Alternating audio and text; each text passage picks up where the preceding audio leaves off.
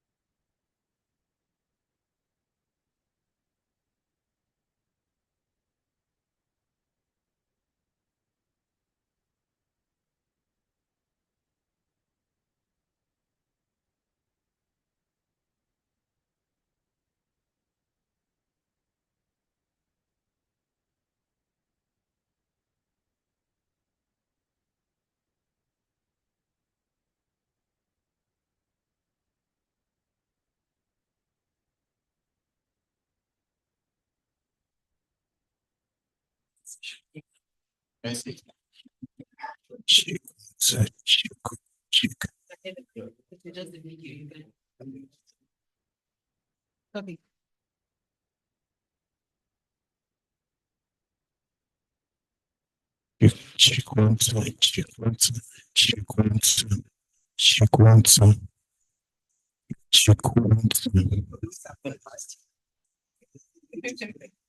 You go to international problem like problem.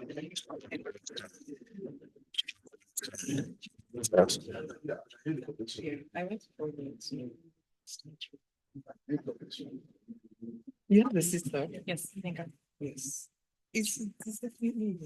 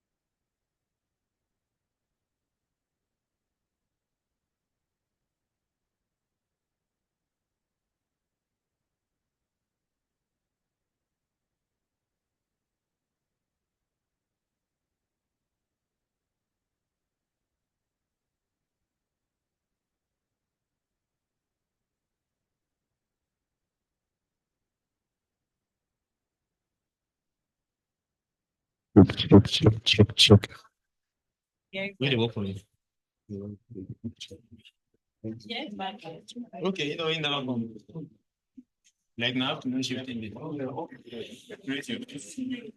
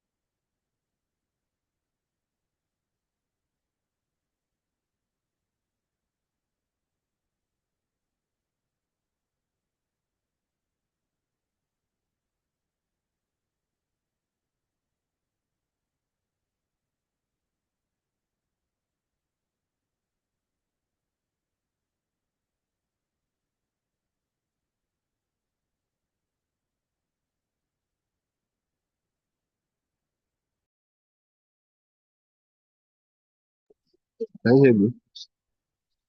Can you hear me? Yeah. You are muted. You are muted.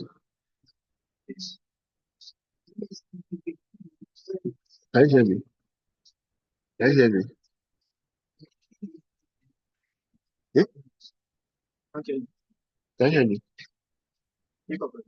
Can you hear me? No, no one can hear you.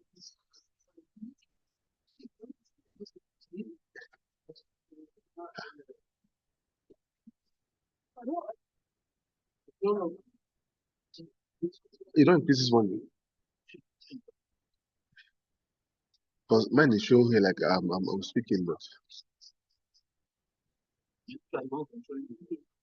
mm,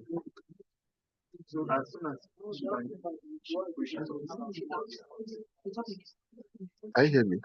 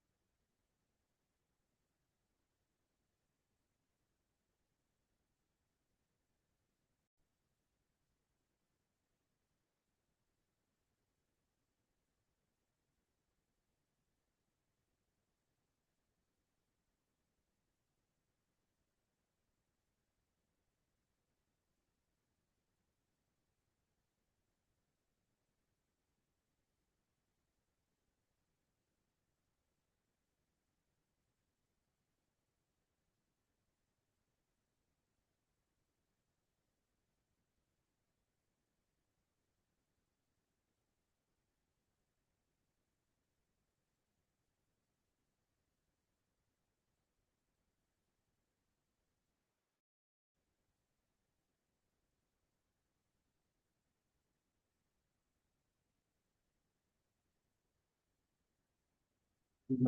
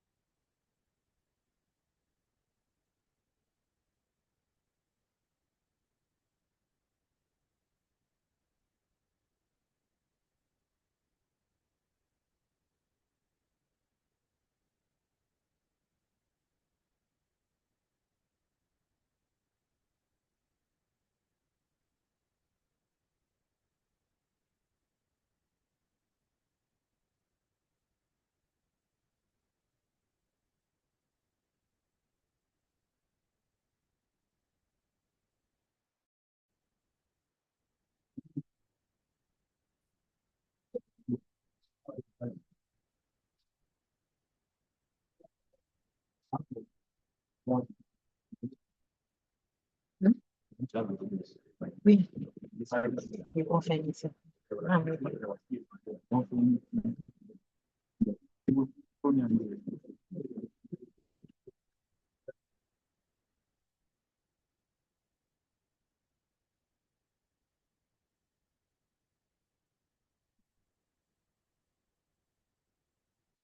Excuse me. Excuse me. You have access to the meeting. Okay. Because someone wants to join, but I'm not sure who. Should I unmute or no? Yeah. Or should I just hold on? What?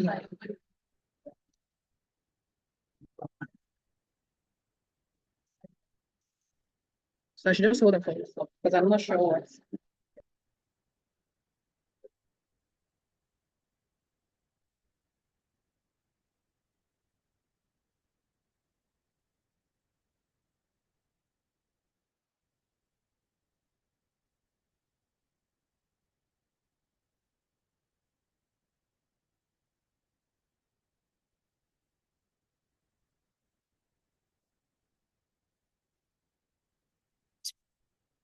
Testing, test.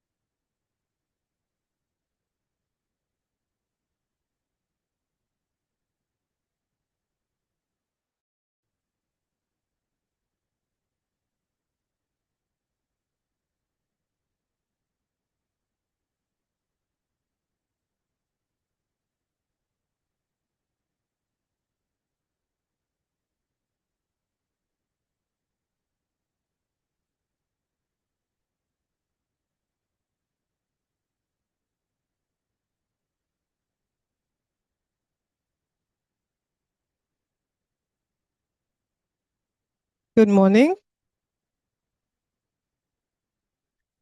Could I ask everyone to find a seat and be seated?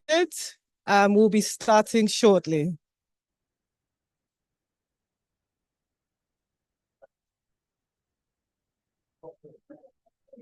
So a warm welcome to yeah.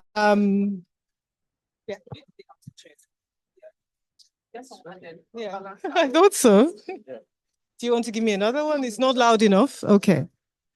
A warm welcome to those joining us virtually. We're just about to start this high-level panel on mitigating threats, risks, and vulnerabilities in human security.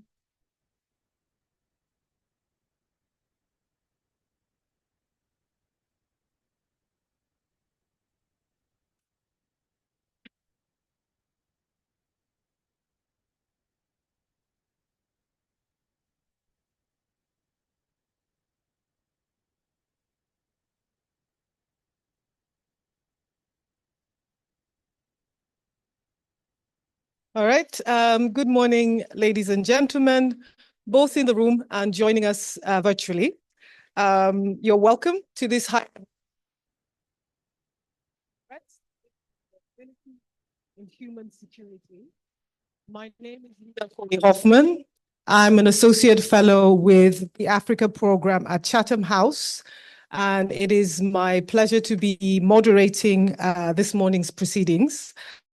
My assignment, as I understand it, is to stir the conversation over the 75 minutes we have with a very esteemed panel towards a robust understanding of the broad spectrum of threats, risks, and vulnerabilities, looking at current trends in human security, both nationally and internationally, examining subnational and national security architecture and institutions, and finally, interrogating regional international security collaboration frameworks.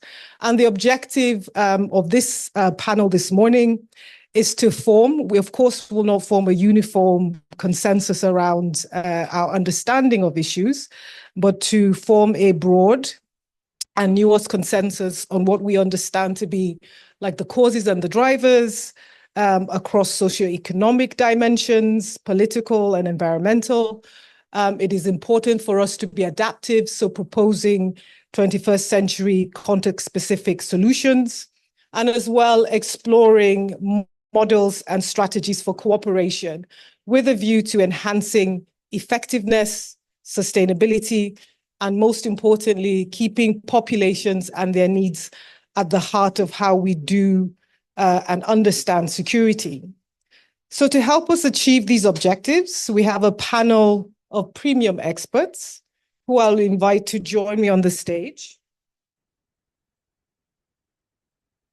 I'd like to invite Dr. Joseph Ochogu to come up, please, and feel free to give him a round of applause. Dr. Ochogu is the Director General for the Institute for Peace and Conflict Resolution. I'd also like to invite Dr. Onyinye Onwuka.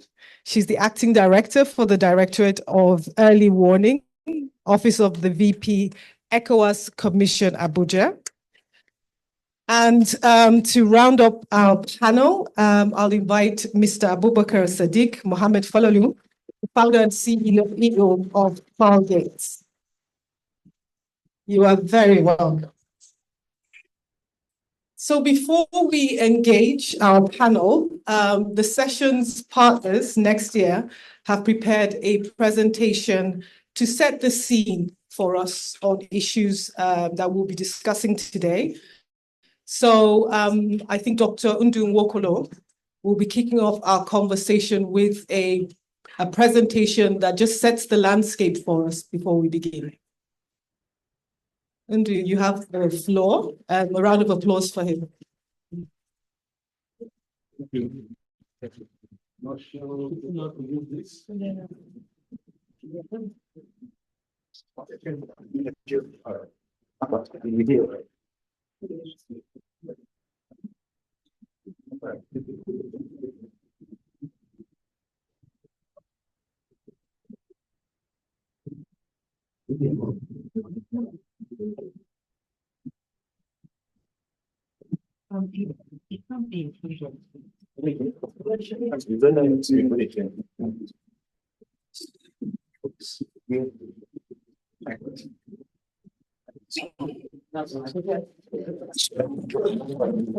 And I'm trying to build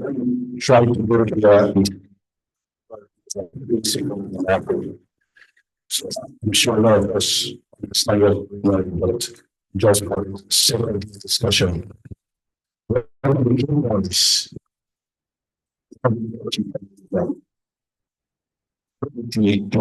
is diverse. So you're looking at the conflict, economic, political stability, resource conflict, and dollars, organized crime, and arms proliferation.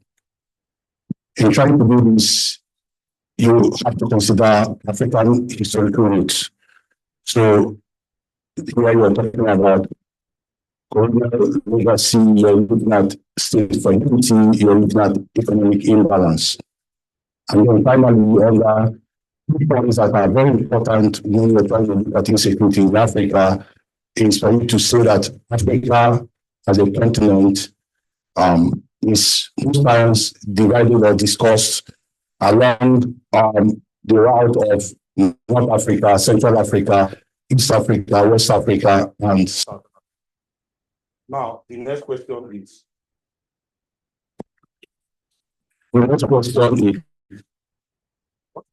security to the continent, and I think it's important. As a continent, Africa loses about $18 billion annually. This is the estimation by EU. In terms of food insecurity, the insecurity and conflict in Africa affects about 282 million people. And here we are looking at the Sahel and the Sahel part of the Sudan, Horn of Africa, and so on. So when you accumulate all these together, these are the number of people that are directly affected by food insecurity due to conflict. Again, when you look at insecurity in Africa, you find out that we have about 36 million people who have been displaced due to conflict and insecurity. And overall, we find out that countries lose about 2 to 3% of their GDP annually due to insecurity. Now, what I'm going to do now is to take each of these regions in Africa and be able to say what are the key issues or key drivers of conflict or the kind of conflict they're experiencing. For West Africa is currently almost like the theater of terrorism and violent extremism. And we all know that from Boko Haram to what we see in Niger, Chad, and Burkina Faso. So if we see what we have here, you find out that in West Africa, you have Boko Haram and ISIS and all other forms of non-state armed groups growing by the day. And you find them from Nigeria to Chad to Niger to Burkina Faso and so on. And as this insecurity or terrorism is going on, you find out that illegal mining is increasing by the day, just like what we see in Northwest Nigeria. And I think it's a key area that is important because it continues to exacerbate by the day. Now, another threat to the region is the rise of military coup. Currently, West Africa is the capital. I'm sure we know about Niger, Guinea, Burkina Faso, Mali, and all the other experiences we've been having.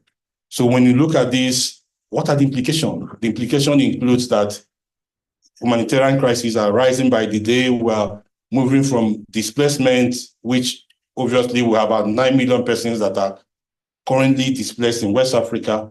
And this you could see within 16 countries of West Africa. And in all these other forms of security threats that we're experiencing is food security, and we were just discussing that. We have issues of economic instability, drug trafficking is on the rise. When you look at most of West African countries, that we are becoming a place where they route to traffic drugs into other parts of the world. Then human trafficking, as well as illicit armed trade. West Africa is affected mostly by this. Now let's look at North Africa. North Africa, we have political instability, we have terrorism, we have border insecurity, resource control, and organized crime. And when you look at all these, the aftermath of the Arab Spring has continued to tell on the way politics and other things are done in the region. I'm sure some of you heard about our team being detained somewhere in Tunisia, in Libya. And what was going through our mind? Let these guys not be attacked by one armed group. So after the fall of Gaddafi, Libya has become almost like a state with two types of government, one recognized, one unrecognized. So within all this, you find out that political instability and the rise of extremist groups in North Africa is something that we're experiencing. And of course, when you have this kind of thing, you're surely going to have refugee crisis, you're going to have rise in unemployment, and you're going to have human rights violation and so on. So that's what you have in North Africa. So let's look at Central Africa. In Central Africa, you have from civil conflicts to rebel movement and ethnic and sectarian conflicts. So I'm sure we understand what's happening in DRC Congo, especially as linked to issue of natural resource conflict and wars, especially what we have between the M23 and the eastern part of Congo. And then in Central African Republic, you have sectarian violence between ethnic groups and religious groups. And when you look at this, you find out that the implication is that the region continues to be unstable. Mining of illegal resources continue to grow. And of course, we know that there are a lot of other interests within the region. A lot of people will tell you about the activities of groups like groups that are pretending to be helping the government, but in turn these are the groups that are plunging the resources you have in those areas. So this is what you have in Central Africa. So let's look at East Africa. In East Africa, you have civil wars, as we can see in Sudan, between the two armed groups in Sudan. I refer to them as armed groups. You have wars in South Sudan. You have ethnic conflict in Ethiopia and so on, as well as activities of terrorist groups from Al-Shabaab in Somalia to what we see in Kenya and so on. These are very important that we understand all this. And in all this, you have about 1 million refugees across that part of the continent: Sudan, South Sudan, Somalia, and Eritrea. You have about 4.5 million people who are internally displaced and 20 million people who are hungry and need humanitarian assistance. And these are what we see in East Africa. And the implication here is that internally displaced people or internal displacement continue to grow as this form of insecurity and conflict continue to grow. And finally, South Africa. When you hear South Africa, what goes to your mind is the rising rate of crime and criminality, especially in South Africa itself. But in other areas in Southern Africa, you could see that a bit of insurgency, like in places like Mozambique, where you have terrorist group controlling some part of the region. And then in all these, South Africa continues to suffer, or Southern Africa continues to suffer from high level of violent crime and inequality.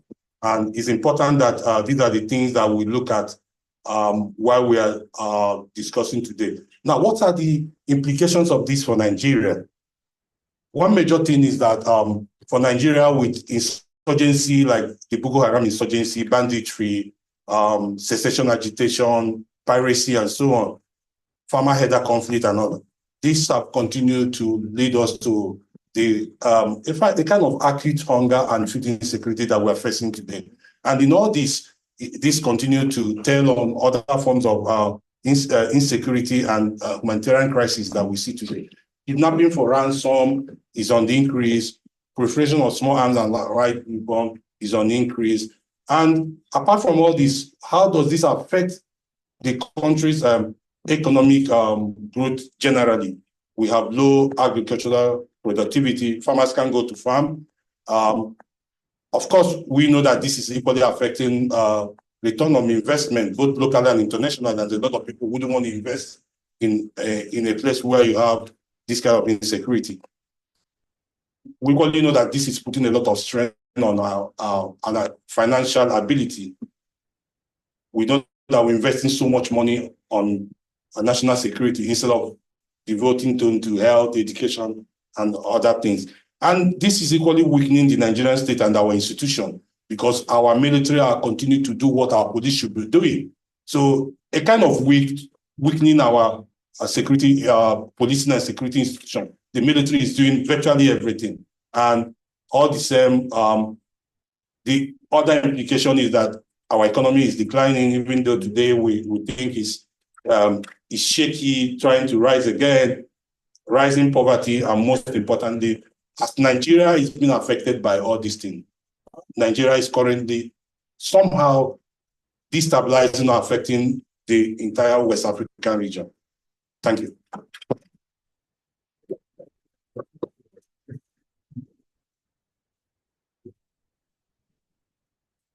Thank you so very much, Dr. Nwokolo, for giving us that very, very rich 30,000 foot perspective, and then with all of the regional dimensions that you drew in there.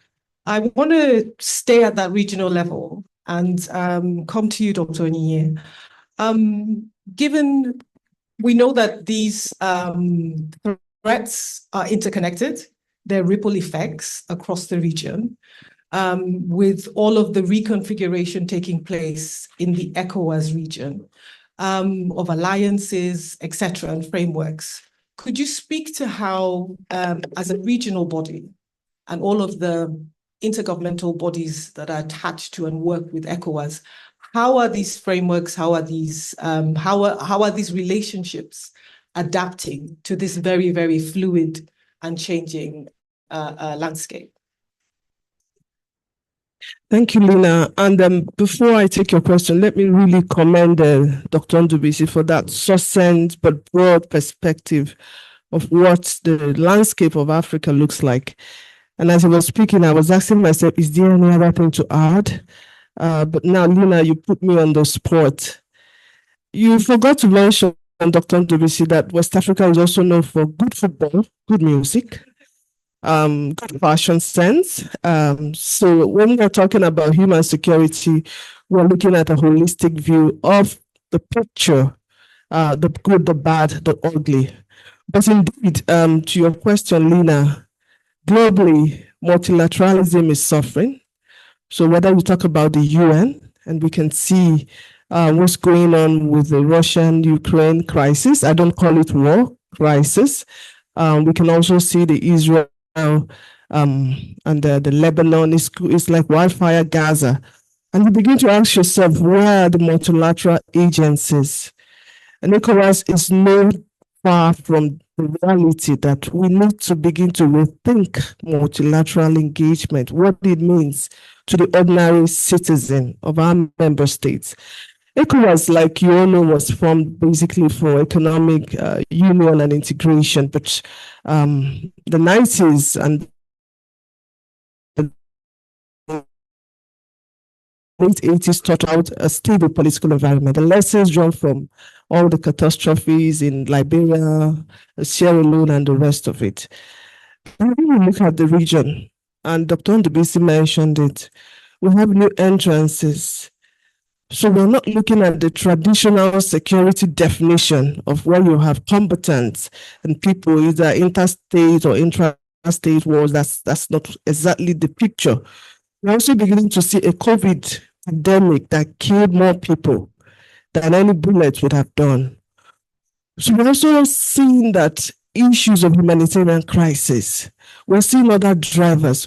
We're seeing global economic shock, and we're reacting to all of this. And DBC mentioned that in West Africa, we currently have what we have all come to call backsliding in our democratic credentials. So the region is really robust with multiple and complex challenges. And what is ECOWAS doing? That's always the question. And I say, what are we doing? Because if I look around the room, except for the gentleman nicely dressed in suit, I can imagine all of us are West Africans. So what are we doing? Well, ECOWAS citizens. ECOWAS is at a spot where I call it, is either we make or we are mad. Because everywhere is leaking. The Boko Haram, and thanks to the Nigerian military, yesterday I was reading in the news a lot of, attempts to push back terrorism. And in the Lake Chad Basin, I see that there's a little rest around the region. Our maritime borders, you know that there's maritime insecurity. The Gulf of Guinea is relatively stable, now pushing back to the Gulf of Eden where you have more crisis. Before it was always the Gulf of Guinea. The Nigerian Navy is patrolling, but we see that within our region, when we look at governance and how we are suffering, ECOWAS needs to be more visible to member states in terms of engagement with the locals. At the end of the day, it all boils down to how the community citizens are part of what regional entities are doing. There has been that gap between what the region says and what the reality is on ground. And so you have ECOWAS coming up as a regional body with its transnational, will I say tough, but at the level of member states, there is a gap. And what ECOWAS should be doing, and that's what we are doing now, is to cascade the conversation to the community citizens. What happens when there is no good governance and the people cannot speak? What is ECOWAS doing to engage that space to make leaders more accountable, to reduce the incidences of vulnerability of community citizens, either to terrorist networks, but again, to instability in the political landscape? So that conversation is what should be taken seriously. We all know what our legal framework says, but the reality is that we have complex challenges and we need to talk to community citizens, get down there from them what we have to do if we want ECOWAS to remain in the coming years. The relevance of multilateralism is being questioned by the ordinary citizens of international community, and ECOWAS is part of that questioning. And that retrospective look is why I'm also seated here, to have this horizontal engagement and conversation on where we are and where we think we should be and where we hope to go in the coming years. Thank you. Thank you very much for your candor, and in particular, helping us to understand, to get a look into how ECOWAS is seeing itself and the kinds of transformations. You said rethinking multilateralism and how to connect with the local level across, this multi-level cooperation that is required. It is cross-border, but it is also very, very localized. So how do we go from that regional, almost regional local? And if ECOWAS has the infrastructure to be able to expand, what that infrastructure should look like, and what kinds of stakeholder engagement is required, and how do you sustain that kind of stakeholder engagement? A question that comes to me that perhaps when we do a round is to really, I guess there has to be a reevaluation about the role of weighty actors such as Nigeria in the reconfiguration of ECOWAS. To what extent does Nigeria, both as a contributor to conflict drivers, but as well as being impacted by them? So Nigeria has an outsized role in how these conversations play out and how these dynamics evolve across the region. The scale of food insecurity is vast, but it is, even in the context of Nigeria, even more so, and displacement, etc. So I think a question that I will come back to you on is how does Nigeria, given the fragility points that NDBC highlighted for us, how does Nigeria take on that role of regional leadership while it is dealing with so much at home. So the at home and at abroad dimension there. But something that you mentioned, Onye, and I want to pitch to Doc Joseph. Please, could I ask you to come in on this conversation about how we engage at the local level, how local actors, so at a livelihood level, local economy perspective of how Nigeria is both as a cause and a driver of insecurity. So could you connect, the regional that we have seen with what is happening at the local? Okay, thank you very much. Thanks, NWC, for setting the tone for me to come in. I think that I'll start by just going to the theme of our session and the fact that your asset can as well become your liability. That is, if you don't manage your asset very well, it can obviously, become your liability. And as human beings and as a society, threat, risk, vulnerability are part and parcel of any human existence. The most important thing is your capacity and ability to manage these realities, that humanity faces over time. I think in terms of connecting to the local community, particularly the grassroots, I want to make bold to say that Nigerian development pattern over the years have been roundly elitist. Roundly elitist in the sense that there is a disconnection, between the people, and whatever development paradigm that we set in place or model that we set in place. If we are talking about human security, the human must be the centerpiece of whatever kind of interventions that we are talking about. And I think that my brother is going to highlight some of those things because we had some conversations before, on how the locals, that is people right on the ground, relate with issues around livelihoods and all that, and how people on the ground to build resiliences around some of the shocks and insecurity challenges, that they face on a daily basis. Having said that, it is important also to state that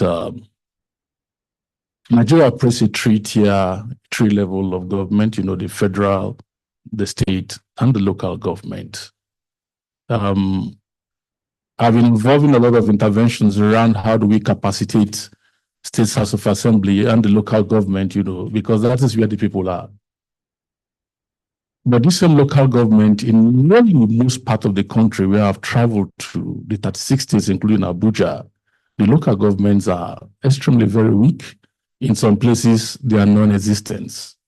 And this is supposed to be the front line, for conflict management, conflict prevention, and conflict resolution, and issues around basic livelihoods. But there is a disconnect. That is, there is no presence of a regulatory agency or regulatory that interfaces with these people in terms of local governance. So most communities are left vulnerable and open to any form of external threat. If you ask some farmers, it is a place where non-state armed actors can go occupy some certain places and tax them and govern over them for a period of time. That like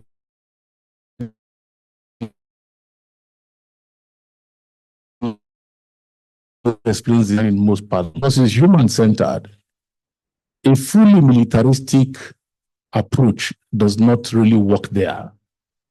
And we've seen that in the last 10 years or more, with using more military approaches, to deal with issues around social cohesion, citizen enlightenment, and all that. Because if we don't have citizen enlightenment, there is no amount of investment that we're going to invest in terms of the security component.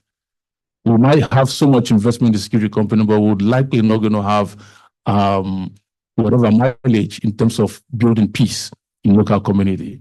And I'm saying this because there is a distinction between security and peace. So the approach you use in building security to ensure, for example, that there is peace is a bit different approach, because peace has to do with a holistic governance approach, for you to build a more better society where the population that you have becomes an asset and not a liability. So in that context, we'll be talking about education of youths from the very beginning, of their cradle. How do we get people in local areas, to get their children educated? And education is the primary point of socialization outside the family. So how do we socialize our citizens, at the grassroots, to have a sense of ownership that they belong to a society and belong to a country, and therefore pledge their allegiance naturally? I think that is missing, from all the works I've done for a very long time. So here, allegiance is pledged to either tribe, religious group, or even to bandits who are able to occupy some certain areas. And don't forget too that we've been faced with violent extremism, terrorism, and insurgency in the last over a decade now in the northeast of Burundi. And children, have been given birth to. We are suffering a huge number of unaccompanied children, a huge population of children. So these children are given birth to and they are socialized already. So where does the allegiance lie? If you go to Northwest and some other part of North Central, Nigeria is said to have the highest number of out-of-school children. So I think that those are the kind of targets that whatever development models that we're going to be doing should be targeted to. Having said that, I need to mention the issue of unemployment, which is very central, and why we need to rethink model, of development, that we take when you are faced with a complex crisis like we are faced now. You have a nation with a huge population, but with very crass unemployment deficits. What do you do? Do you deploy with deficits also infrastructure, rural infrastructure across the country? Do you do the regular contracting approach to fill these deficit gaps? Excuse me. Or do you use what even the colonialists and early post-independence era have done? Even though we call it FEMA now, but we direct labor to productivity on the ground in terms of infrastructure development. The military were a bit smart when they came up with D3 in those days. They opened up of rural areas, feeder roads, into farmlands, into unreached areas. I think when you and I traveled 2005 to Mabila Plateau for the first time, and we got to Gembu. From Gembu, we traveled 75 kilometers. Yes, trying to make local communities and all that. If you pay me 100 million to go to that place now, I will not go. I won't take the risk. Large, vast expanse of land. The rich, the banana we saw in that place there, you will be amazed. Along the Cameroonian border. So the point I'm trying to say is that how do you match these very enormous resources with the reality of your population? I think strongly that the kind of development model which is hinged on contracting and patronage and all that, is not really going to take us into much in addressing this whole issue of insecurity. So on the final note, I think the promising is the fact that we have a Supreme Court judgment now on the local government councils. It is also sad that the elections, that are taking places there are going a different direction, does not really speak to these realities. But I think that I'm very optimistic, that with time. And a lot of former governors too are speaking what we are speaking in terms of the local governments need to work. I think that the local governments sincerely need to work to address issues of grassroots, livelihoods and development. I will stop for now. Thank you. Thank you so very much for that. Yes, a round of applause. Thank you very much for that very, very granular perspective on how just the breakdown in local governance. Thank you for highlighting, in particular, the ways in which issues of education, health, providing health, early childhood health and development, how that plays a role in not just socialization, but citizenship. So that core question of what it means, what are the entitlements of a Nigerian citizen, and how that our understanding of security and what needs to be done needs to be expanded to looking at how we move away from just this very centralized model, and we decentralize governance to the very local level, to all of these far, in the margins, and particularly these border regions that often are forgotten. Dr. Ochogu mentioned the question about unemployment, and I want to bring you in just to round off this phase of our discussion. Mr.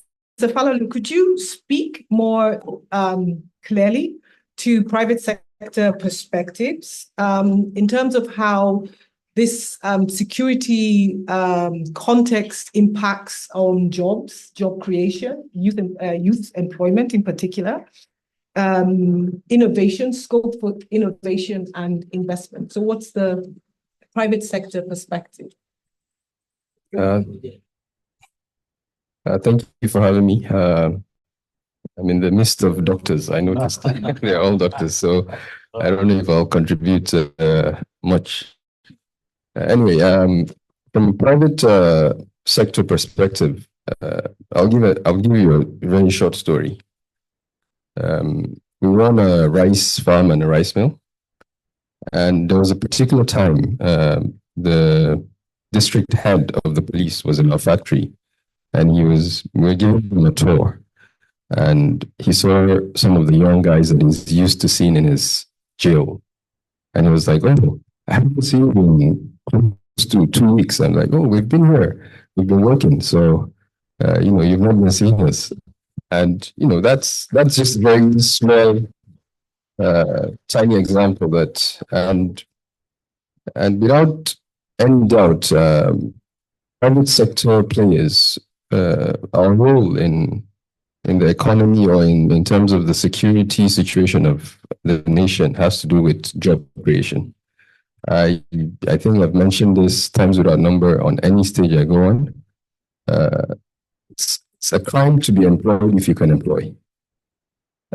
And so our role as private sector players is to employ as much as we can. And today we have a generation of young Nigerians unemployed, doing nothing, sitting in their their homes. They need to find something to do.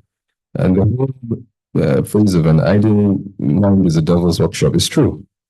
We're facing a critical security situation because certain things were abandoned, a long time ago, and today it's biting us. My old man would say we're sitting on a keg of, and today we see the effect of that. But we as private sector players, we're trying what we can because fundamentally we've realized that not only is it beneficial for our societies, but at the same time it's beneficial for our own safety if we're looking at it from an angle of being selfish even. When we decided to set up a plant in Kaduna, the community we had was a bandit driven community. It was a route for the bandits. Whenever they rustled cattle, they would follow that route. There was a town, we had a couple of expatriates from India, and they came in to do a few work for us. They couldn't sleep for the whole night because there was gunshots going around. But when we decided to take that step, we invested in a couple of things. We had a community school. There was a Fulani community school there. They had no knowledge of anything at all. So we decided to set up a school for them. We decided to set up a small community for not only their school but to build them houses so that they can live in. We employed their kids, those that were old enough to work. We gave them work in our factories, and eventually, I can tell you, it's one of the most peaceful places you can go to in Kaduna today. Not only did that attract the military to come in and set up an FOB in our place? But that gave us room and access to a lot of communal security in terms of carrying the locals along. Just before we started this panel, we had a side discussion. They asked us, how do we handle the security in our farms? I told them, of course, you need to identify a particular location without insecurity, but of course, the biggest security we can ever have for ourselves is the local people.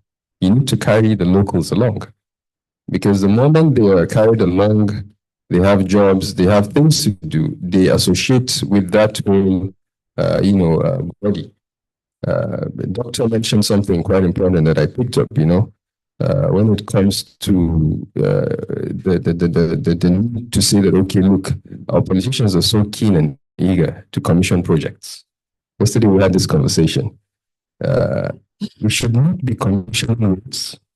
Things that are given to us. Yes, we should rather commission innovative ideas. We should come in and say, okay, look, there's something tremendous is happening. And then we try to commission things like that. But we're commissioning roads and roads and roads and buildings that are pointless and baseless. And from that approach of, when you look at security approach, I tell people a lot of times, like, look, I see a lot of security personnel in the room. One of the fundamental part when it comes to security is food is it's absolutely essential commodity that we can't do without. We need not only to be able to feed ourselves, but we need to look inwards and say, okay, look, how can we make it secure enough? We had a conversation that we did our own little study. We're not doctors. We realized that every time that harvest season comes, there is less crime going around because people have food to eat. So that tells, or that speaks a lot about safety and when it comes to food security. And when you look at the whole idea of having Nigeria as a nation, I think we should be at a level that the way we prioritize a lot of other things, we should prioritize our food security. The military should not be buying food. They buy food from us, by the way, but they shouldn't. I would have wanted to see a situation whereby they feed themselves. And this is something that they can do. Because today we have vast amount of land cut across all over Nigeria. And these lands, I was just telling them earlier, some of the safest places we have in northern Nigeria is the state of Kano and maybe Jigawa, right? And the reasons are, you don't have forest. I can look through maybe 5 to 10 kilometers away. And so what can we do if not to open up lands for farmers to farm? And we don't need to do that even. We need to look inwards and say, okay, look, the security personnel, I think it's the one thing constitutionally that every civil servant can do in Nigeria. You can farm without being questioned, I think.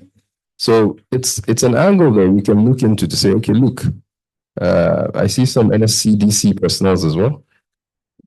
Put up, a civil defense farm.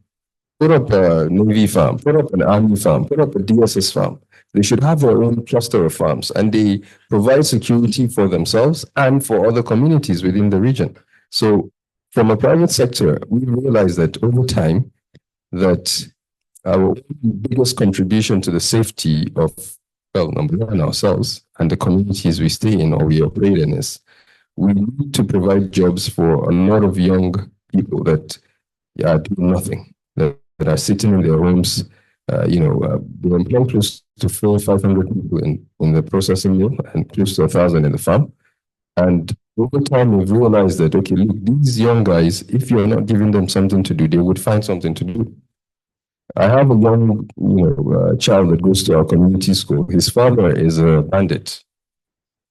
We're not hoping for him to be a bandit. And today he goes to school, we educate him because they're the next generation that would take over, either good or bad. So at the end of the day, the private sector is supposed to play in an atmosphere. Of course, we're governed by regulatory bodies. I don't want to get into the whole economics because I heard the vice president of World Bank yesterday. I think I watched on the summit saying that we need 10 more years, to continue doing what we're doing. Sometimes when policies don't work, you should change them. And that's what I think we should listen to private sector players, public sector players, and stakeholders and get their opinion on what works for them. We had some of the best intervention policies by the past government administration, but it was not actually practicalized the way it was supposed to be. Take, for example, the Uncle Boris program. Dr. Odubisi mentioned that he audited a couple of them. And it was one of the most exceptional programs I've ever seen, because we're doing it right now as private players, and it works for us. Mechanization, we're always mechanizing, we're looking at mechanization from an angle of tractors. Okay, we need to buy tractors and this and that. No, the safety of a society is to give them something to do. And it goes beyond what we try to politicize. It has to do with, you give someone something doing, he knows that, okay, there's a bit of comfort. I'm sure all of us here, we've eaten something before we came here. So food security is not something we should take lightly. I was very happy when, I think, a couple of months back, the president declared, a state of emergency on food. It's an amazing thing, but how do we get and implement it for our own safety to say, okay, look, we don't need to rely on the exportation or on the importation of X, Y, and Z. We can feed ourselves. There's a lot of resources, a lot of vast land doing nothing. We're sitting on absolute great resources. Someone told me the greatest export we have in Nigeria is our soil, and water, by the way, because we're not harvesting water the way we should. We have a lot of resources that we're not. Our soil is great, and reason is being washed away to the Atlantic Ocean. How can we find ways and means to, utilize all these things would actually reduce the threats and the safety nets that we're trying to create in terms of, it's not we need to get military to carry guns and fight. No, it has to do with creating a conducive environment for people to have something and they'll feel safe. Thank you so very much.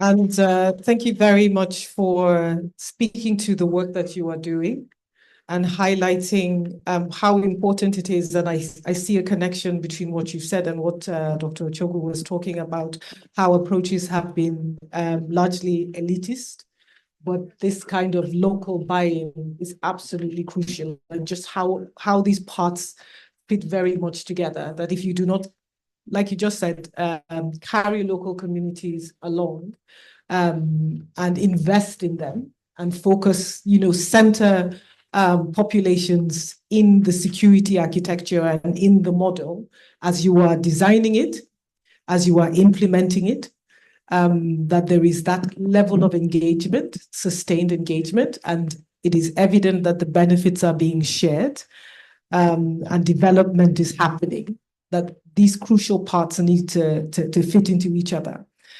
So just at this juncture of the conversation, we have, because we have such not just an esteemed panel, but an esteemed audience of expertise, we have some questions for all of you to answer. So even if you are joining us virtually and in the room, there's the QR code. There are about 3 questions. I'm not going to read them out for the sake of time. But you will see 3 questions along the lines of the themes and objectives of this particular panel.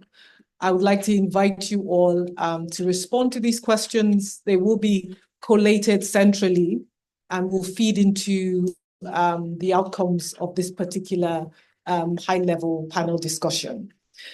So I want to bring it back now, given the time that we have left, to you, Onye. And the question I left you with in the beginning about the role of actors such as Nigeria, given, not going back over the state in which Nigeria is in, but it has historically had such a huge outsized role in the region. So how is Nigeria adapting to this very, very changing context, the changing relationships with close partners like neighboring Niger, just given our cultural similarities there. The partnerships around, for example, the multinational joint task force, their implications for all of these realignments. So how is Nigeria, as the actor which it is, responding to this context? Thank you, Nina. And Nina, thank you so much. You said you're not a doctor, but in this time, everything has failed. So you give professor, because indeed, what you bring is the value that is missing in the room. What is the practical solution? And I want to thank you for sharing your insights. Now, Nigeria, by its size, is geostrategic, and then its endowment is the natural leader in our region, and I can say in Africa. So Nigeria is a country that has everything, but can't have everything. So we have the largest numbers of citizens in Africa. We've got natural resource. I think we're the 7th largest when it comes to petroleum. When it comes to crime, we also have good numbers of criminals roaming around the region. When it comes to everything, we are large. So Nigeria cannot be ignored. And I always used to say that the Nigerians who don't work with multilateral agencies don't know how big Nigeria is. Until I got into ECOWAS, I grew up, in the 80s, and I said Nigeria is a big country, but it didn't mean anything to me. And like Joe said, people continue to fall back to the primordial civic, whether it's your religion, whether it's your culture. That's all we know. But when it's time to play football and we sing the national anthem, you will discover that we are Nigerians. Because everybody is singing it. And I said, those are those moments that you talked about where we feel our common humanity. In Africa, and if you bring it down to West Africa, without Nigeria, distinguished audience, there is no ECOWAS. It's just black and white. Nigeria funds ECOWAS to a tune of about 70%. And so the rest of the other 14 members, we were, until we had the exit, or we were still negotiating of the 3, deal with 30%. So when you're talking about ECOWAS, the ordinary Nigerian citizen does not understand the enormity of responsibility and the value that Nigeria has. It's the outsiders who know who you are. But inside, we're busy, talking about challenges, except for private sector who are giving us practical solutions. So you can't talk about ECOWAS, you can't talk about African Union without Nigeria. And Nigerians are not aware of this. Everything is hanging up there. You hear people when they come for summit. Some member state governments don't go empty-handed. They go with promises. We sign up bills. We give light. And we don't have. We give food. We don't have. And the citizens are asking, where are we in the Nigerian equation of greatness? And this gap has brought us to the knees where nobody cares about the government. People care about themselves. I'm just coming from Rivers State, and I saw on the road, and I'm happy the military is here. Here are these, they say they are Sari Dukubo's policemen, dressed, armed, on highway of a sovereign country. And so we have subscribed everything. You are local government for yourself. You provide light, you provide water, you provide security. And yet we have the revenue. So I sometimes worry because we know what the answers are. And we seem just to be playing with fire. And I agree with you, we're sitting on a keg of gunpowder. When you travel out of Abuja is a comfort zone. When you move down a bit, you would see the decadence that stares us on our face. And you're asking, these people in government, what did they come for? When you seek for election, what did you come to seek? When you go out there, you see hungry people. See this audience, by the time you drink a bottle of Coke, and this was just Saturday, as you're dropping it, somebody is coming to grab the Coke. There is hunger in the land. And without dealing with that, there is no security. Guns will not give us food. This security is not there. Social relationship is completely broken. And every time we say it is a renewed, finish it. So within the international community and the region, Nigeria's position has affected globally what's going on. Please tell me that because of Nigeria's lack of leadership, visible leadership, ECOWAS is where it is. What's happening now cannot happen if Nigeria was up to it. If it was Nigeria those days, you didn't have how many countries walk out of ECOWAS. You dare not do that.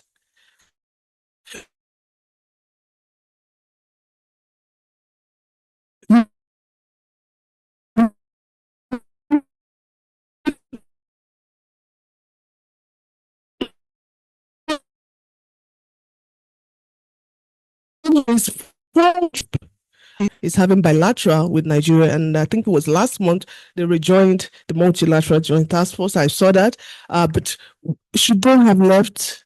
What happened? And Nigeria is the chair of ECOWAS. So Nigeria's position, distinguished audience, is so critical. If the country gets it right, the region gets it right. And like was said, Nigeria has enormous resources to feed not just its citizens, but also the citizens of this region. So when we talk about Nigeria, some of us say, oh, we're so passionate about Nigeria. Do I have an option? We all have to get not just passionate, but practical. Practical. You know, you have nice policies, declare the state of emergency, meaning what? Emergency, what would this period be? State of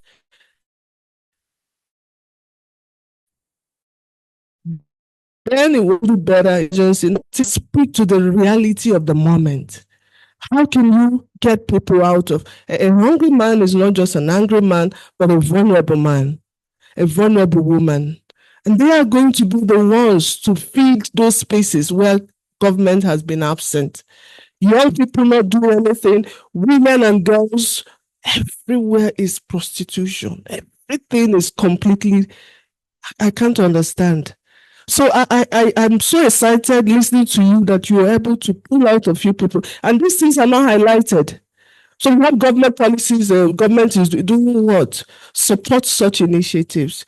ECOWAS, look for these young private sector drivers and showcase them and bring practical support to your domain. And I think that's what I'm going to take away from this conversation, that we have to be more practical. Speaking English has not helped us. It's not going to help us. Being a doctor or whatever it is, we have a challenge for this generation. And when you look across the horizon, it's gloomy for the coming generation if we do not do anything. For our children, going to private nursery school, private secondary school, private university, public life. Who are you meeting? The bandits. They are waiting. Thank you.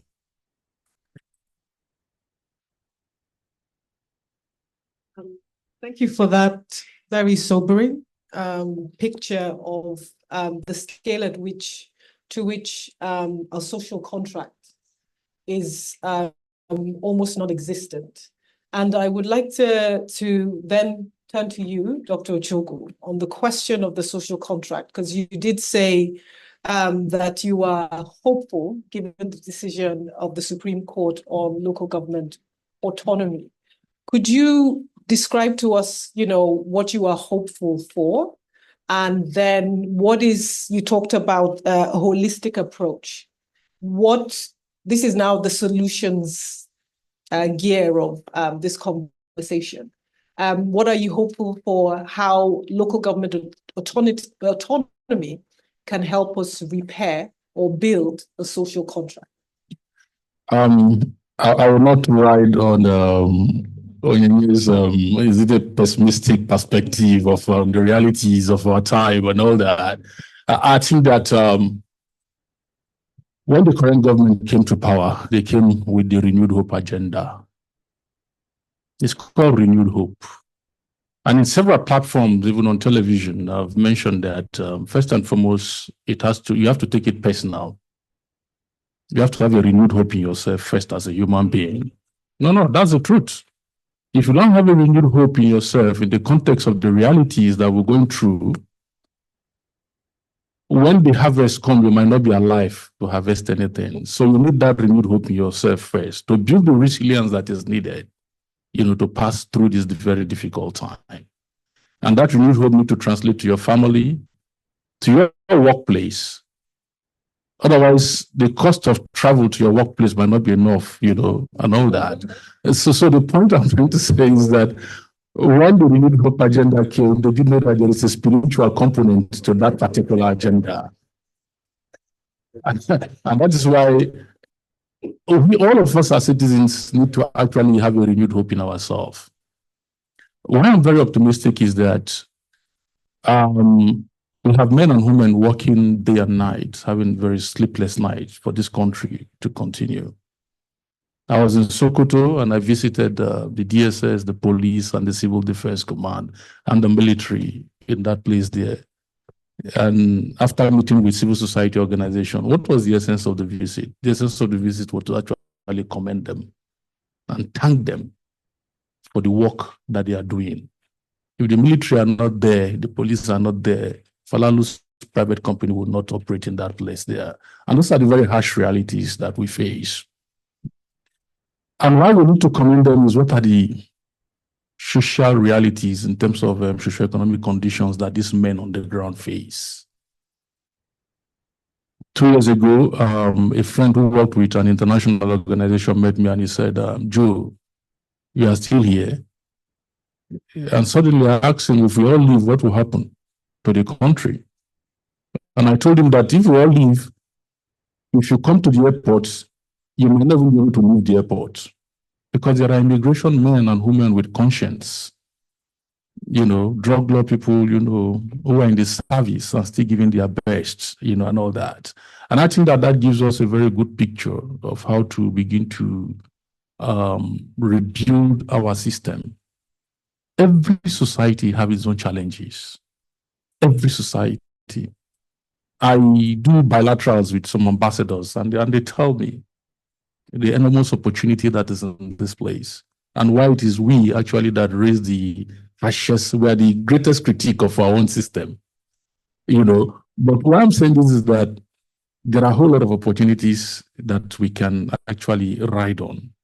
This is a country that has a 6334 educational policy. What that means is that you have free level education in public institution from your primary school up to GSS 3. It's a government policy, it's a federal policy applicable to every other thing here. The point is, how do we come practically to actualize these policies on the ground? And I think that is the missing link that we have to work as a society, to correct.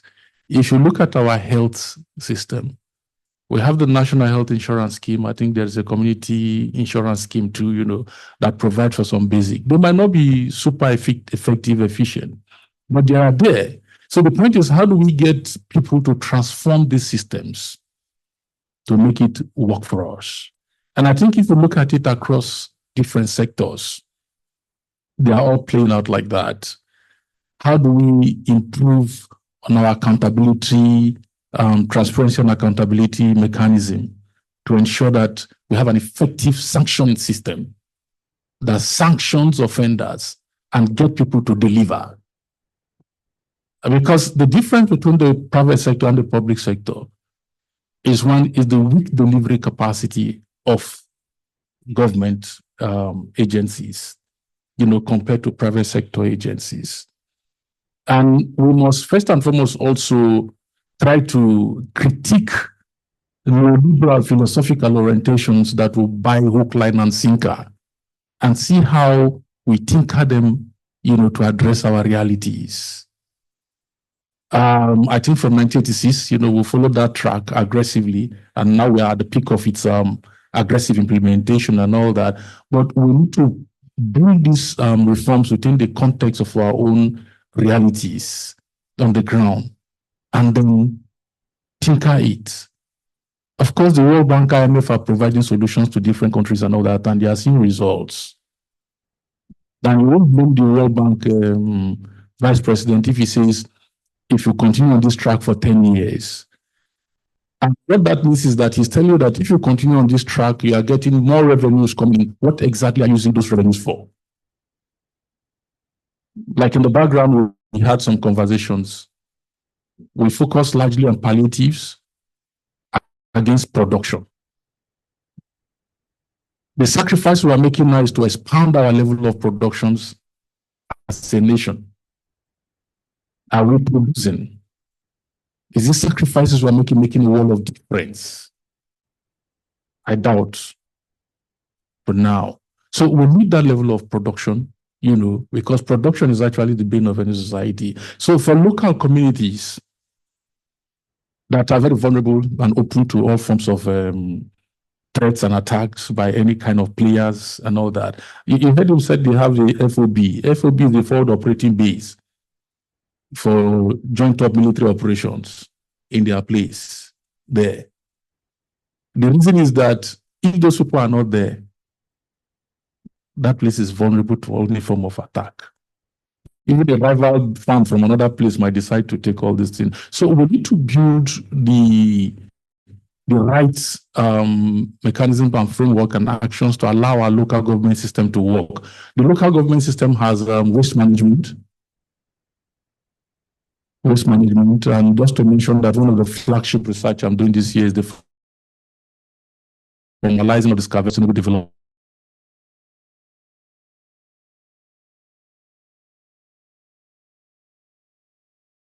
Of recycling the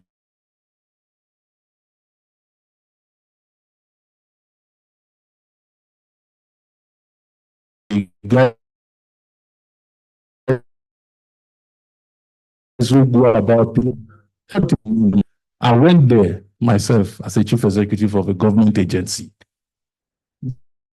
to conduct that level, and nobody cares, and they put very security, because if a foreigner, a Lebanese, decide to give a scavenger about 10 or 12 million naira to get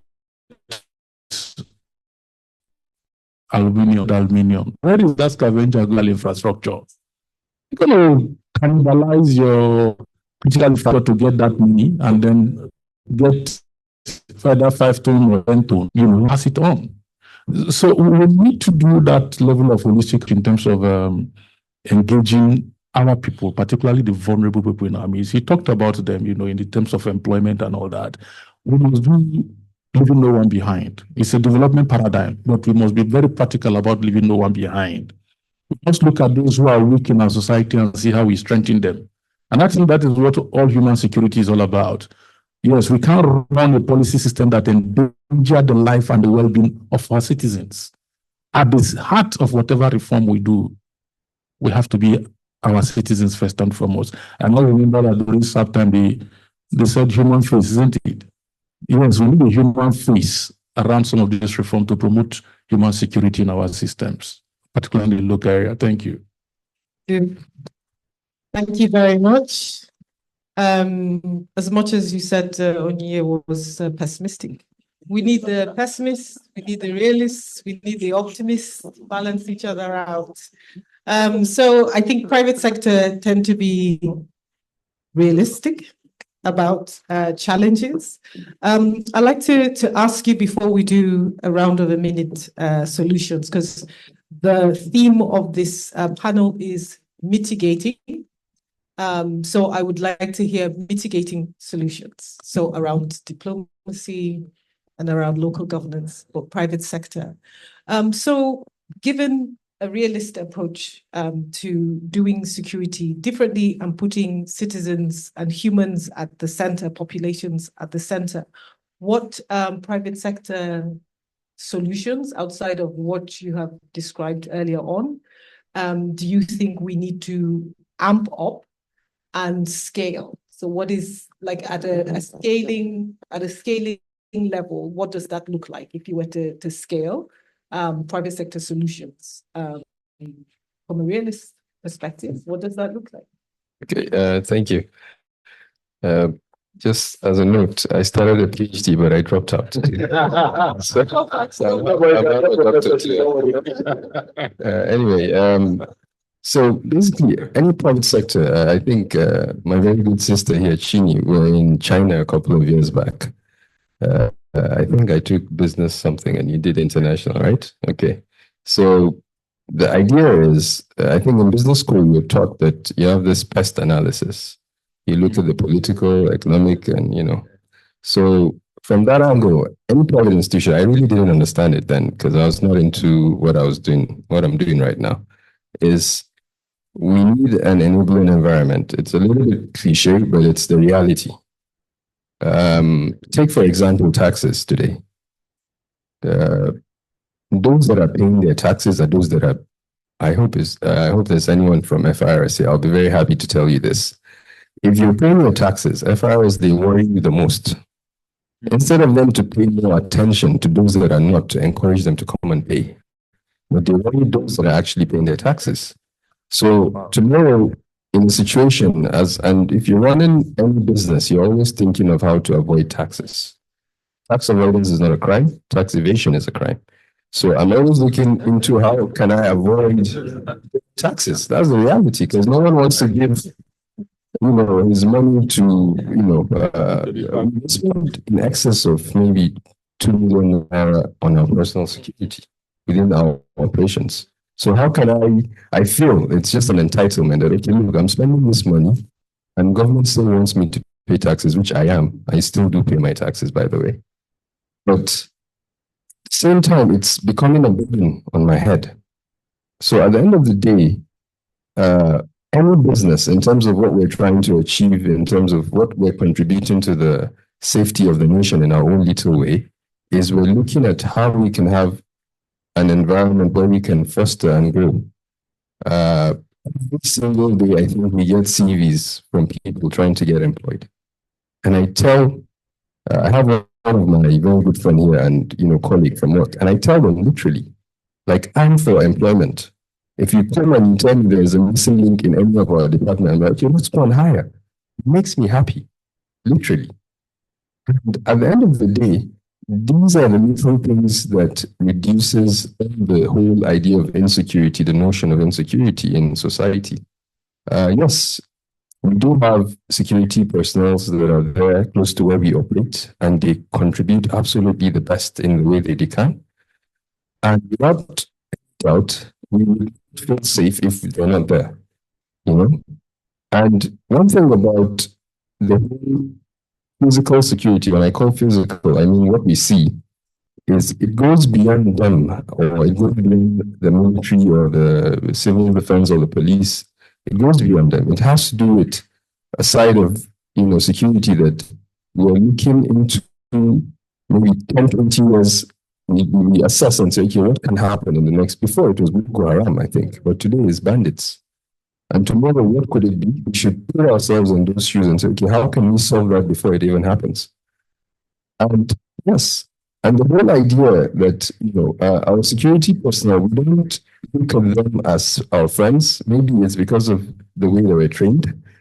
You go abroad, you see that I've been to the US a couple of times. You go on the airplane before, if there's a military personnel, they need to acknowledge them and, thank you for your service. We've never said that to our own Navy security personnel. I'm very glad Dr. mentioned they went all the way to encourage them, because they actually do need encouragement. Love for nation is something that we all miss. I think with the little that I have or I know, I can decide to leave the country and go and job out or do whatever I want to do. But at the end of the day, there's a little bit of comfort to know that, okay, you love your nation and you're contributing the little that you can. There's no love for a nation unless, Doctor, you mentioned it right, when we're playing football. The moment Nigeria is playing, we're so patriotic. I don't watch football, but I really do watch football when Nigeria plays. Because I'm very excited to see that, okay, Nigeria is I think I was in China when, Nigeria, I think when President Buhari won, and I went around, not to be political here, I'm not associated to any party, but I was just excited that, there was a whole new leadership thinking that, okay, it would be something new. I went around with the Nigerian flag, patriotically, showing that, okay, I'm Nigerian. So there's this association to your tribe, your ethnicity, but I think we should love our nation first, even maybe before anything.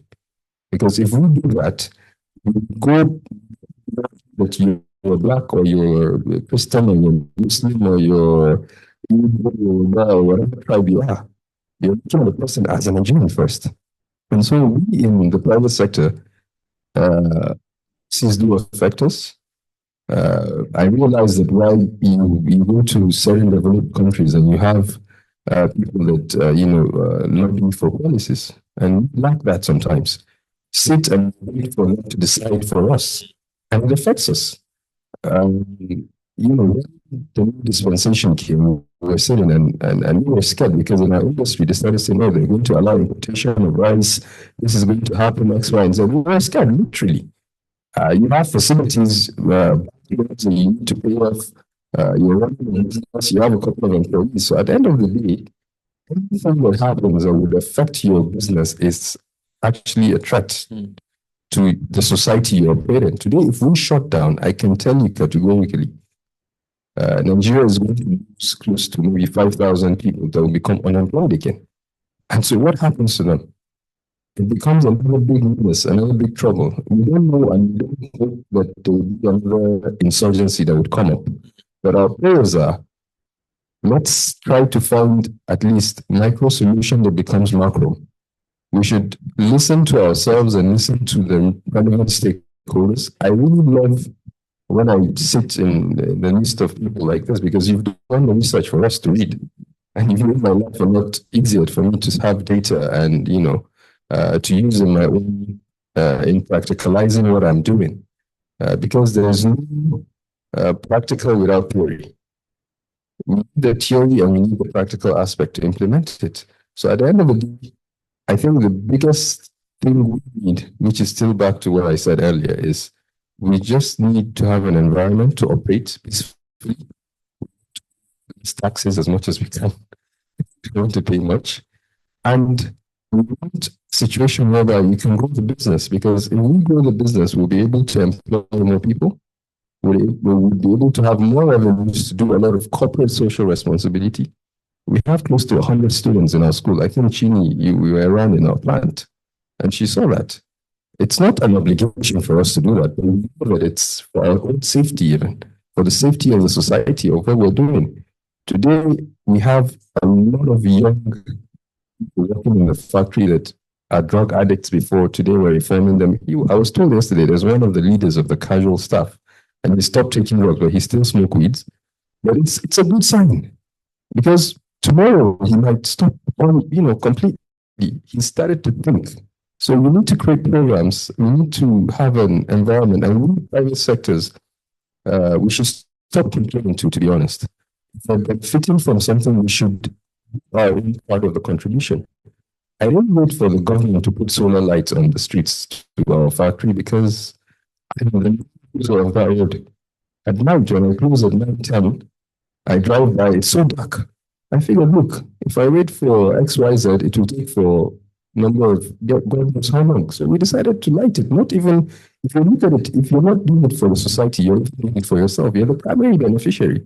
So our main role is to actually do what we're doing, and we should not even be waiting for government. As long as it's not illegal to do, we should do what we need to do. I hope that answers the realistic side of it. Thank you so very much. I think there is definitely a lot to be said about the role of government in fostering national identity and fostering patriotism and providing and as being just a key actor in forging a social contract.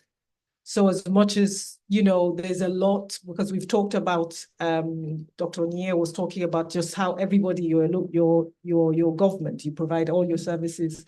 So I think I would push back on a bit on us kind of letting government off the hook. Like if you are in government, if you are part of our political system, it is an enormous task. So it is important that there is the preparedness and there is the sense of responsibility.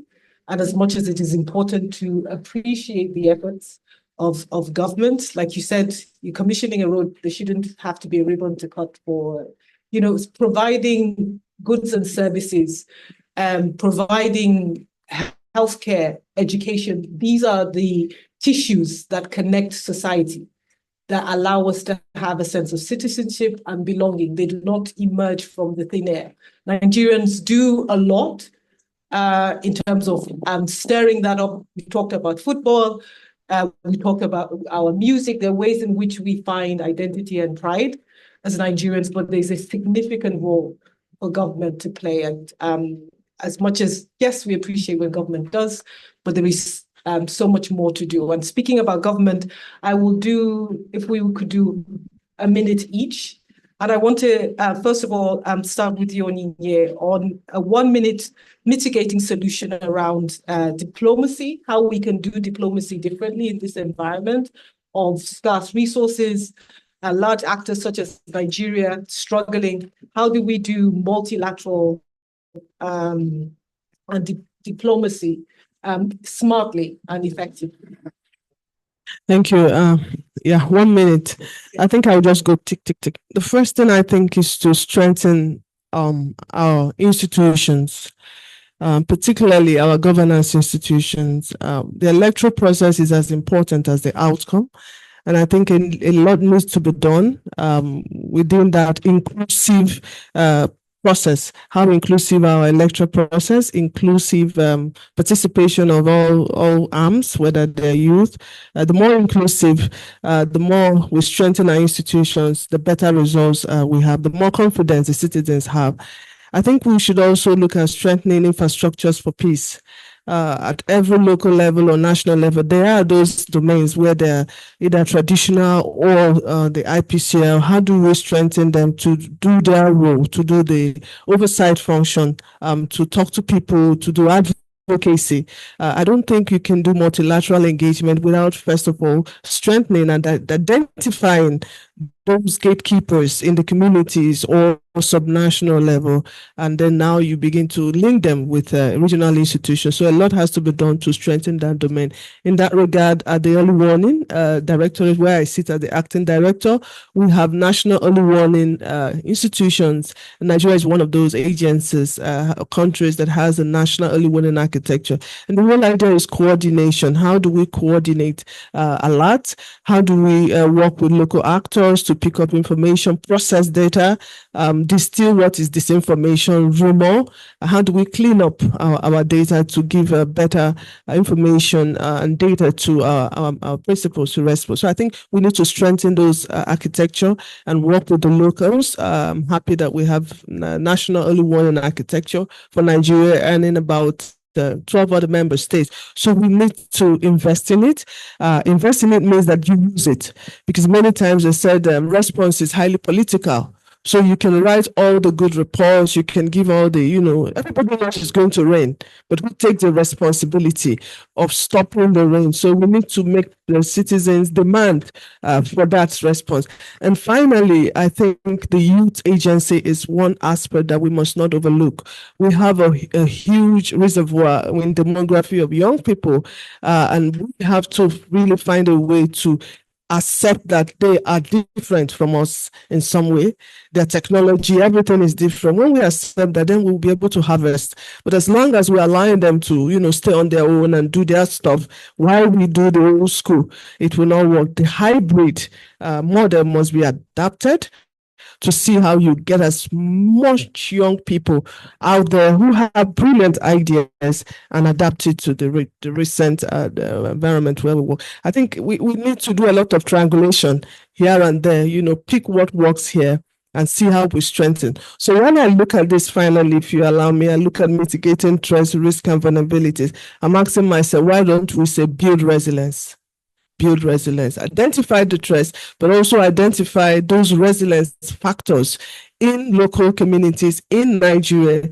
And I'll end with positive note. We've got some things out there, but we need to build on it and strengthen resilience, not just identifying the risk, but what works for us, we stay on it. And hopefully one day we could tell a different story. Thank you so much. Yeah. Building resilience, identifying generational shifts, and not being resistant to them, but tapping into the innovation that that kind of societal renewal brings. 1 minute, Dr. Ochukwu. Yeah, I think that for me, it's important that you have no basis in leadership if you are not delivering anything. Like I tell people every morning in my office, I wake up every morning and I come to the office and I tell them that we are problem solvers. We have no business being in office if we are not solving problems. And I pass that across board, to my staff. I think we need a bit more of openness in the government side, more openness in terms of how we engage. I happen to work with nearly, because peace is a cross-cutting thing. So I work with several agencies, the Tri-Service, Police, Intelligence, relevant ministries, departments, and agencies. And we'll be looking forward to the private sector much more, by next year. And this work, you can't do it alone. So we need partnership collaborations and linkages, with relevant stakeholders for you to be able to deliver certain results, that you need to deliver. And then we need to be more open to ideas, because solution lies in ideas. You can't do all things and then expect a different results.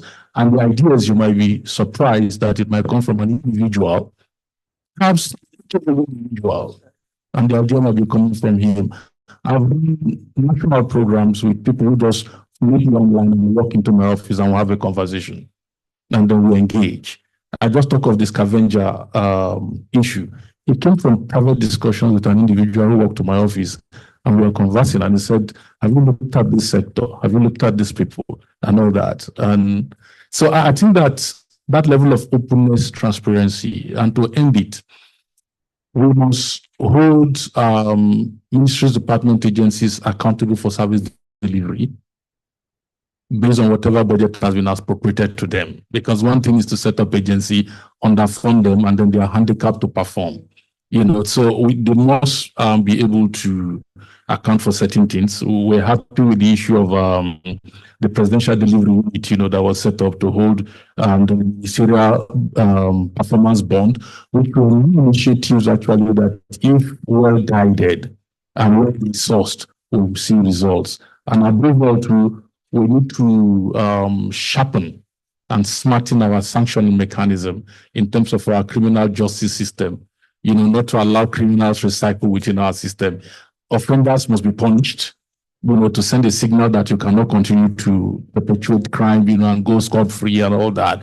So we must hold people accountable to allow our systems to work. For the local people too, we must give them a sense of belonging. And that sense of belonging too comes to the issue of the value of their votes, because we are practicing democracy. We must ensure that citizens' rights to vote is respected, and that informs the legitimacy and credibility of our electoral process. But once we jaundice that, then of course our level of governance itself is going to be handicapped. So we need that level of holistic approach. And I'm happy meeting Falalu. I think we'll continue the peace private sector conversation going forward from here. Thank you. Excellent. So happy to facilitate that kind of collaboration. And there is a key part there of the role of strengthening democratic institutions, the role of democratic institutions in producing legitimate governments. I think one of the core arguments that in the way in which I look at elections and the outcomes of the elections is that for you to actually reform systems, you need legitimacy to build consensus. You cannot build consensus across such a diverse society without legitimacy. So I think that is where our institutions fail us in Nigeria, is allowing for mandates to be broad, to give actors legitimacy to drive transformative reforms. Those things, when you miss you put the cart and the horse, you just got it all upside down. You need legitimacy for reforms to be effective. 1 minute, Falalu, can you do that for us? Okay. I think one of the most important thing we need to look at is education. I asked someone, like, what do you want to do with your life? And she was like, oh, I want to teach people how to think. Unfortunately, a lot of us, we don't think well. It's very unfortunate. We have a lot of great minds, you know. We excel in almost everything we do. Today, Afrobeats, Nigeria, any place you go in the world, you hear our musicians. Is it Burna Boy, Davido, Wizkid, as the case may be.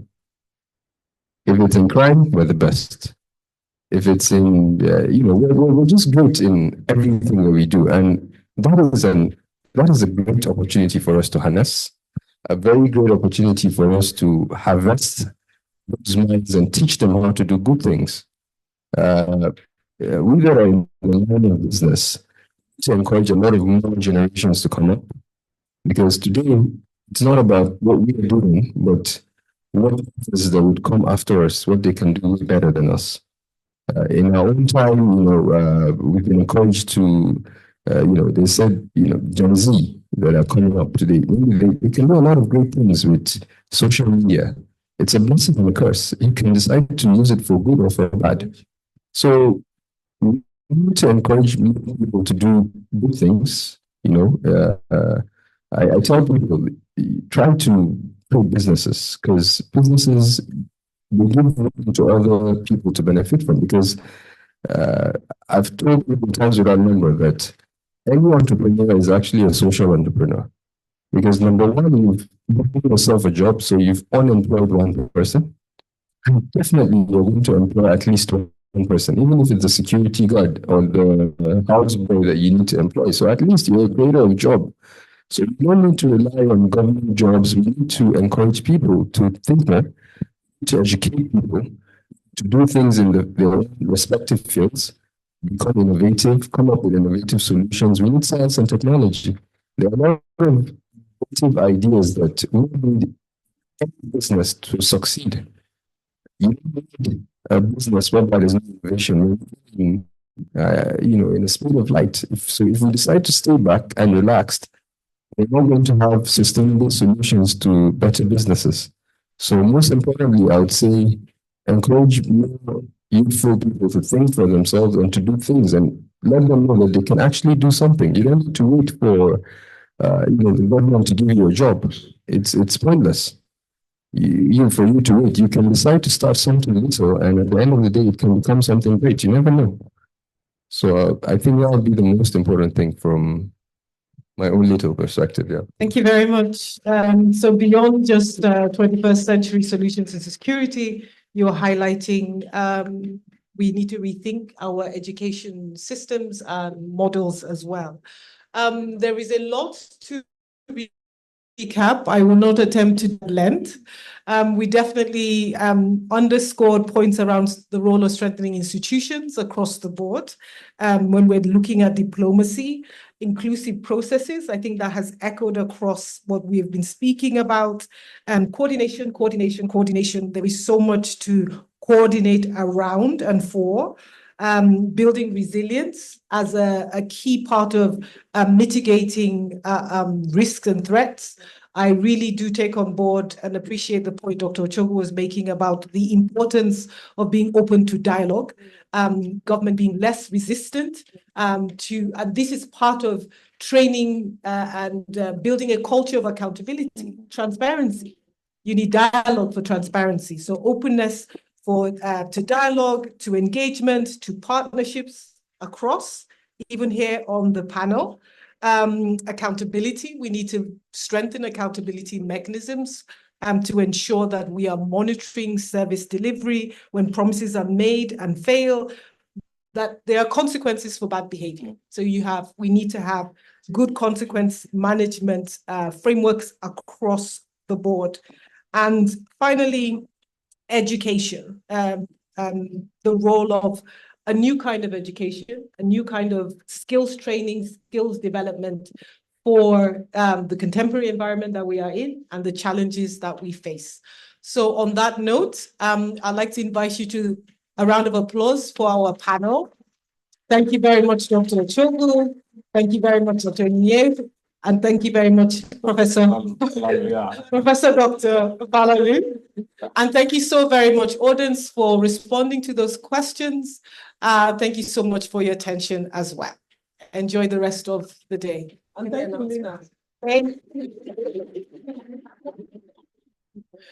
Thank you so much, everyone. So on behalf of the NESG, I'd like to thank everyone, the next year team, Dr. Ndu Nwokolo and his team for the fantastic context-setting presentation that puts the dimensions of insecurity in Africa in perspective and set the tone for the robust discussion that we've just had. And of course, to our wonderful moderator, Dr. Lina Kony-Hoffman, for asking the probing questions that allowed us to take a deep dive and glean insights from the session. And of course, our esteemed panelists, Dr. Onyeka, Dr. Joseph Uchogu, and Professor Dr. Sadiq, for allowing us to pick your brains and for providing actionable recommendations. And of course, to you, our esteemed audience, for your engagement. So what we're going to do is that we're going to take the recommendations that we've gotten from this session. We will package them into our policy document called the Green Book, and we will take the advocacy to the relevant ministries, departments, and agencies and institutions. So ECOWAS, IPCR, please keep your doors open when we come. So thank you so much, everyone, for your time. If you would like to ask more questions, feel free. Please use the QR code to also respond to the survey. And so please, IT, can you put up the QR code again? Just okay, so on that note, I will say thank you so much and enjoy the rest of your afternoon. So good photo.